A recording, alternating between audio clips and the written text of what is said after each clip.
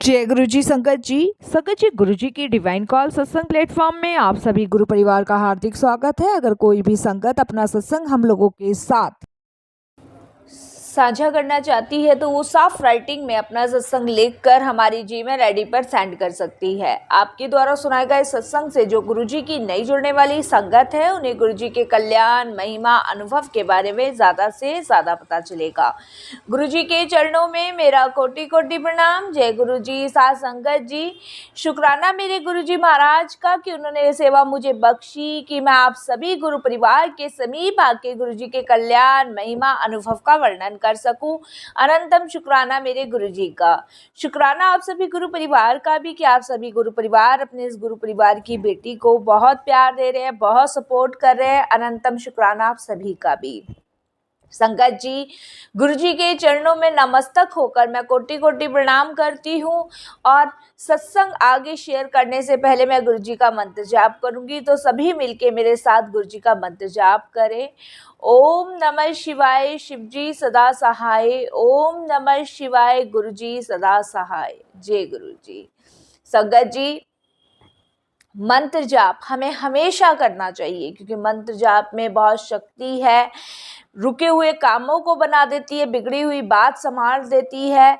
कितनी भी दुख परेशानी विपदाओं में क्यों ना हो, मंत्र जाप तो हमेशा हमें अपने मन में करते ही रहना चाहिए क्योंकि संगत जी मंत्र जाप वो मूल मंत्र है जो गुरुजी ने हम सभी संगतों को बख्शा है। तो इसीलिए मंत्र जाप तो हमें हमेशा करते ही रहना चाहिए। जब भी आपको समय मिले, जब भी आपको लगे कि अब हमें ये वाला समय परमात्मा को देना है, तो उस समय आपको मंत्र जाप करते ही रहना चाहिए।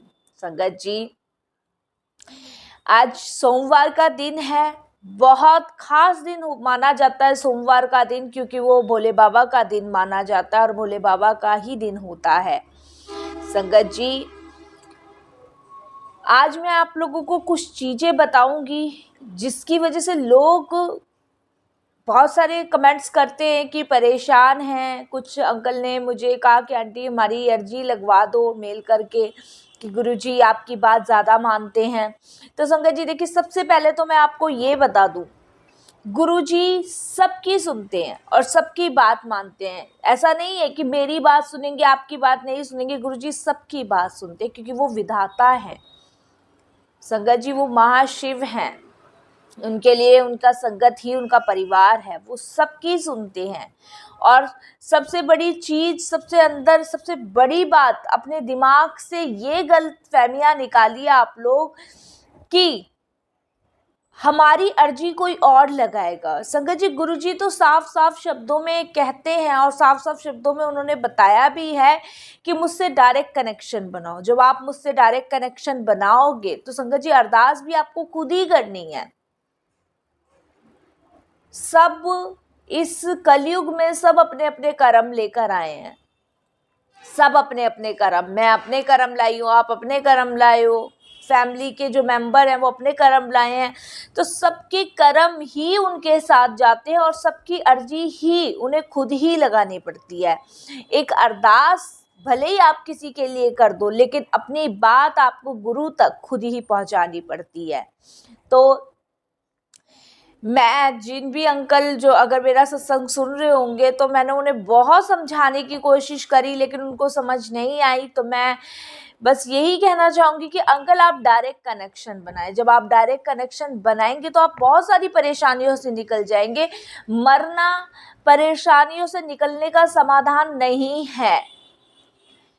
अब आप ये सोचें कि मैं इतनी सारी परेशानियों को झेलने की बजाय आत्महत्या कर लूँ, तो ये कोई भी समाधान नहीं है। कोई भी समाधान नहीं। ये समझ लीजिए, परेशानियां आप तो चले गए लेकिन आपके परिवार के लिए बढ़ा गए, आपके बच्चों के लिए बढ़ा गए, आपके माता पिता के लिए बढ़ा गए। सोचिए, एक बच्चे को पालने में कितना से कितना समय लगता है, आप खुद सोचिए अंकल। तो बस मैं आपसे यही कहूँगी कि अंकल आप परेशान ना हो और अपना कनेक्शन गुरु जी के साथ खुद बनाएं। परेशानियां, सुख दुख दो जीवन के पहलू हैं जो आते हैं और जाते हैं, उनसे घबराना नहीं है, उनसे लड़ना है। संगत जी, जिंदगी संघर्ष का ही नाम है। जब आप इससे लड़ेंगे, परेशानियां किसकी जिंदगी में नहीं है, सबकी जिंदगी में है। लेकिन आप खुद सोचिए ना, परेशानी आ क्यों रही है? हमने क्या ज्यादा अच्छे कर्म किए हैं जो हम सिर्फ खुशियां ही खुशियां लेके बैठेंगे? नहीं संगत जी, परेशानियां आएंगी, परेशानियां जाएंगी भी, लेकिन वो बढ़े ना, इसके लिए हमें भक्ति के मार्ग पे चलना है। और संगत जी, प्रभु को प्राप्त करने का सिर्फ एक ही रास्ता होके जाता है, वो गुरु से होके जाता है। संगत जी, मैं बता दूं, जिनके घर में लोग बीमार हैं, हर बार मैंने यही सत्संग में कहा है, जिनके घर में लोग बीमार हैं वो लंगर करे, जल प्रसाद, चाय प्रसाद करे। संगत जी देखिए, बीमारी कोसों दूर भागेगी। डिप्रेशन में है, संगत जी भक्ति के मार्ग पे चलिए, गुरु जी से अरदास करिए, गुरु जी से कनेक्शन जोड़िए।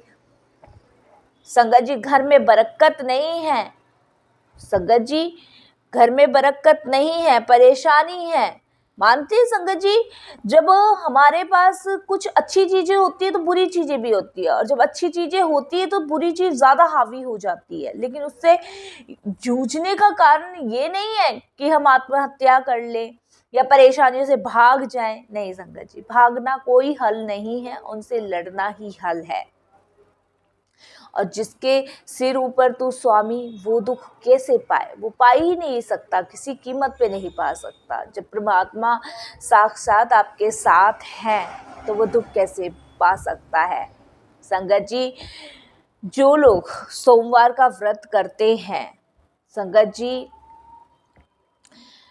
वो भोले बाबा के दिल के बहुत करीब होते हैं। तो संगत जी, सोमवार के दिन आप लोग शिव पुराण पढ़े, शिव पुराण पढ़े। भोले बाबा को बहुत पसंद थी शिव पुराण। संगत जी, वैसे तो बस ये है कि मनुष्य है तो समझने में हम लोग थोड़ी सी देर लगा देते हैं कि हमारे गुरु जी ही इस तीन लोखंड के स्वामी हैं।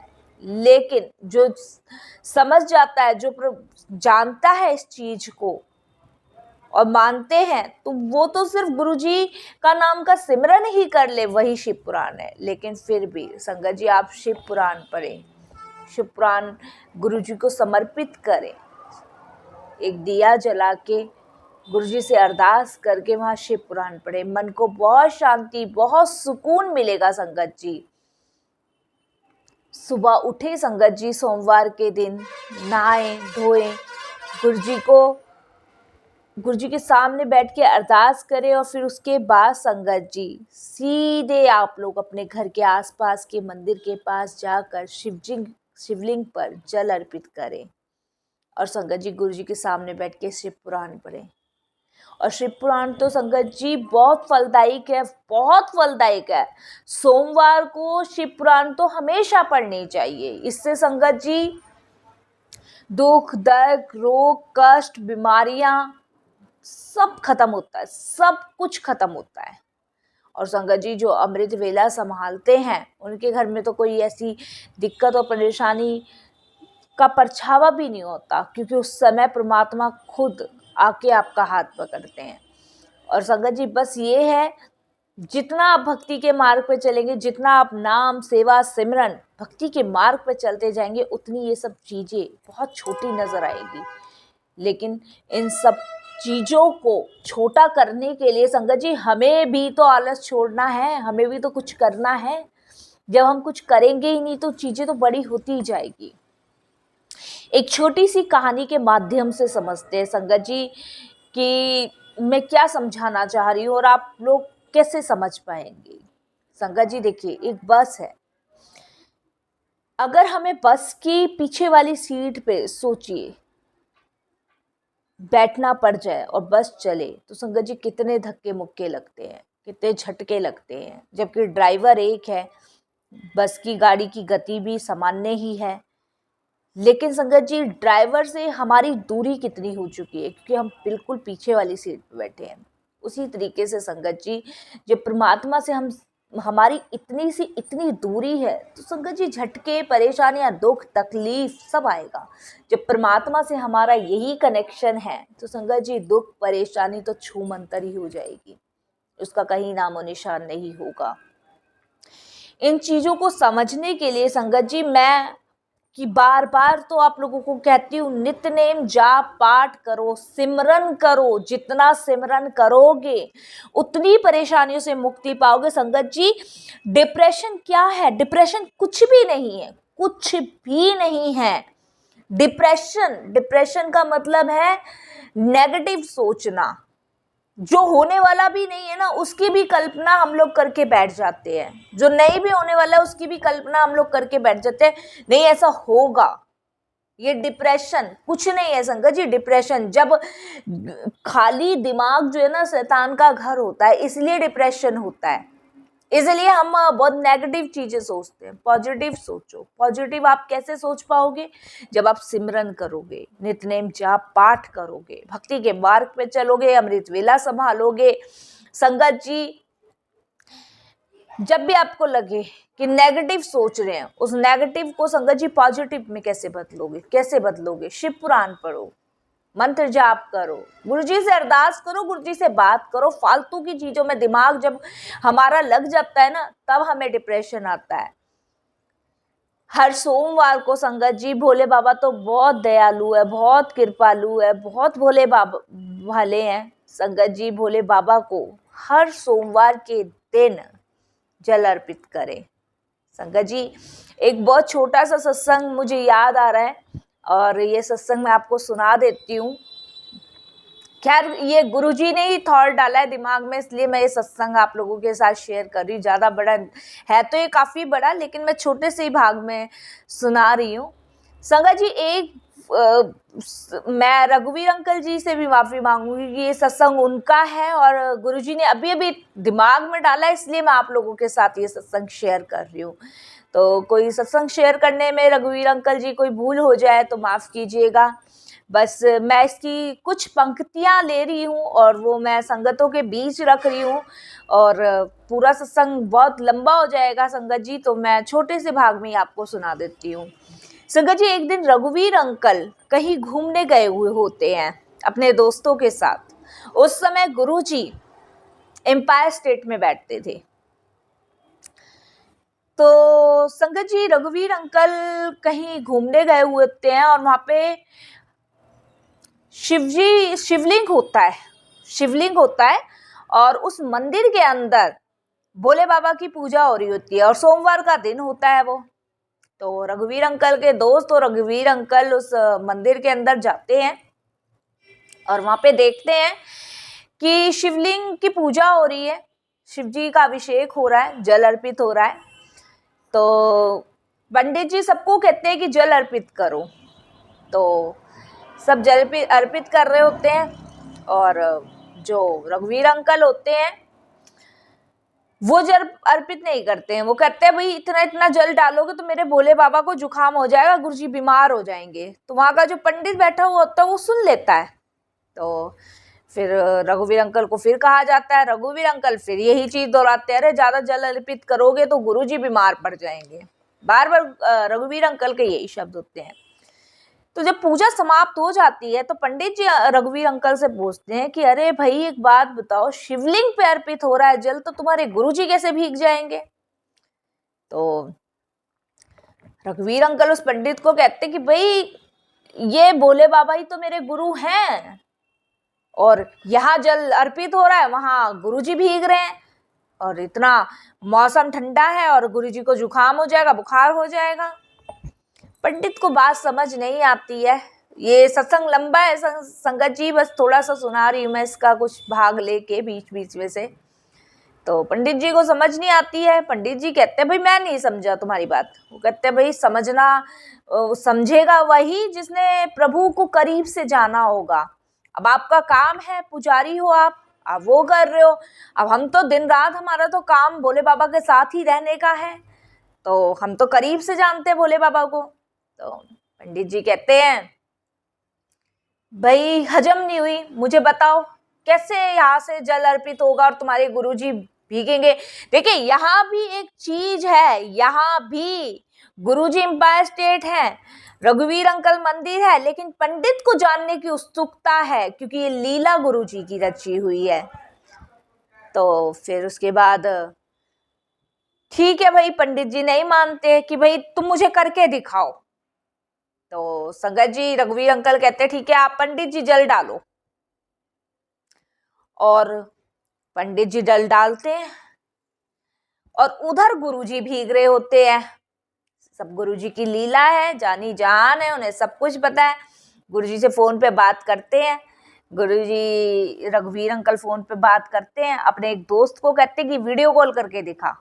जब वो वीडियो कॉल करके दिखाता है संगत जी, शिवलिंग पे जल चढ़ रहा होता है और उधर गुरुजी नहा रहे होते हैं।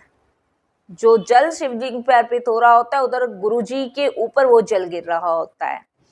तो संगत जी, पंडित जी को सारी बात समझ आ जाती है और वो रघुवीर अंकल के पीछे पड़ जाते हैं कि भाई मुझे तो आप लेके जाओ गुरुजी के पास। तो संगत जी, ये है वो इस सत्संग का सिर्फ इतना सा ही भाग, मैंने सत्संग बहुत लंबा है, थोड़ा सा ही सुनाया है मैंने। इसका मतलब संगत जी ये है कि अगर प्रभु को आप करीब से जानोगे ना तो आप समझ पाओगे।